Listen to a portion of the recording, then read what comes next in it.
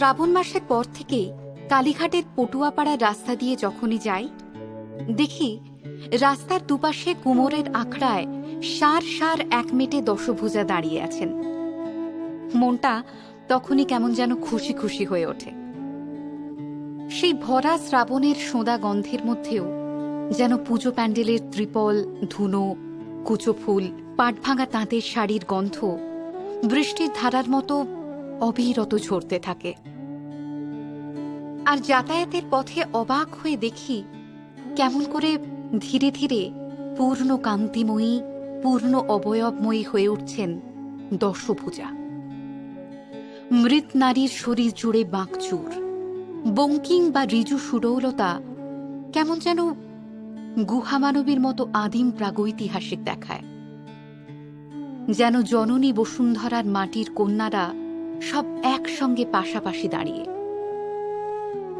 তারই মধ্যে অতগুলি পূর্ণ যৌবনার মাঝখানে অবলীলায় কাজ করে চলেছেন সব পুরুষ মৃৎশিল্পীরা।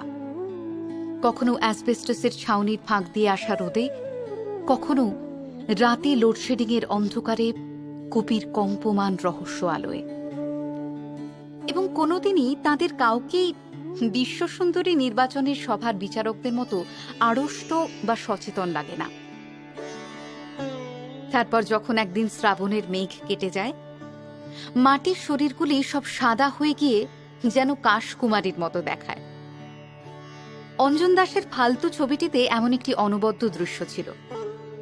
মনে হয় পশ্চিমের যে কোনো দেশে জাদুঘরের কিউরেটরকে ডেকে এনে দেখায়, বলি যে পারবে তোমরা এমন করে গোটা একটা পাড়া জুড়ে মাটির ঢেলাকে রক্তমাংস করতে, আর রক্তমাংসের শরীরকে অমন করে মায়াবী শিল্পের চেহারা দিতে। তারপর ভাদ্র মাসের শেষের দিকে মৃত শরীরে হলুদ রং পড়ে, আর আমি আমার যাতায়াতের রাস্তা বদলাই। দেবীর মুখে, গলায়, হাতে, পায়ের গোছ থেকে পাতার কাছ অবধি হলুদ রং লাগে। কেবল শাড়ি পরানো জায়গাটুকু সাদাই থেকে যায়। আর গাড়ির জানলায় কাঁচ তুলে দিতে দিতে, চোখ ফিরিয়ে নিতে নিতে আমি ভাবি, ইস, শাড়িটা পরাবে কবে?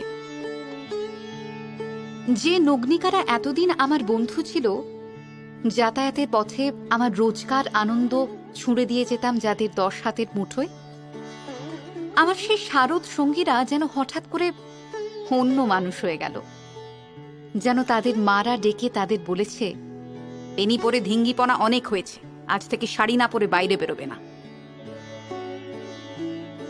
তারপর পুজোর সময়ে প্যান্ডেলে যে আসে স্যাটিনের শাড়ি পরে, সে আর আমার বন্ধু নয়।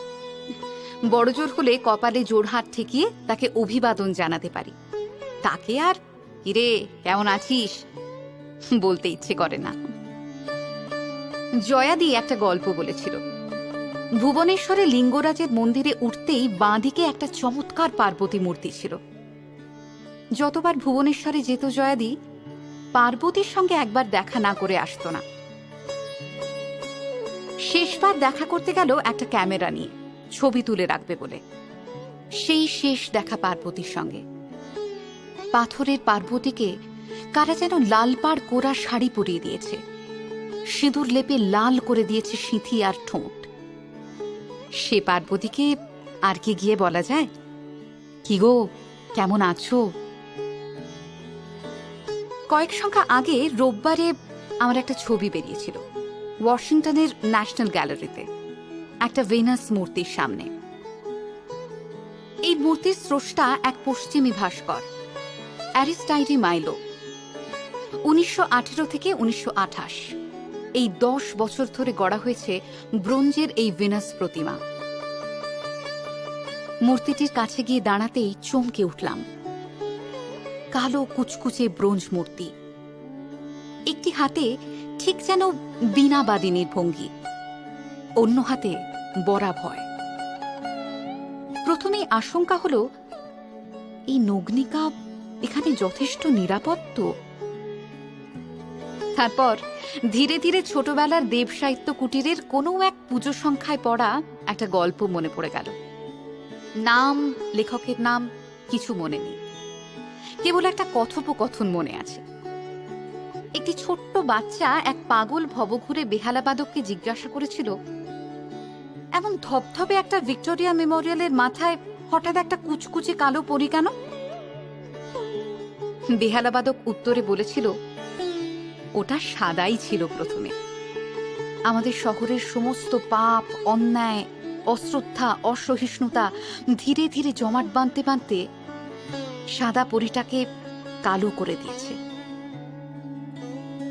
মুখ তুলে দেখি ভিনাসের ছদ্মবেশে এক কৃষ্ণাঙ্গী সরস্বতী আমার দিকে তাকিয়ে আছে। আমার কানের কাছে শুনতে পাচ্ছি, জয় জয় দেবী চরাচর সারে, কুচযুগ শোভিত মুক্তা হারে।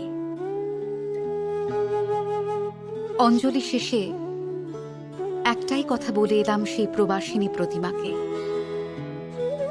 ভাগ্যিস তুমি কৃষ্ণা, তোমাকে নগ্ন সরস্বতী বলে হয়তো কেউ ভুল করবে না।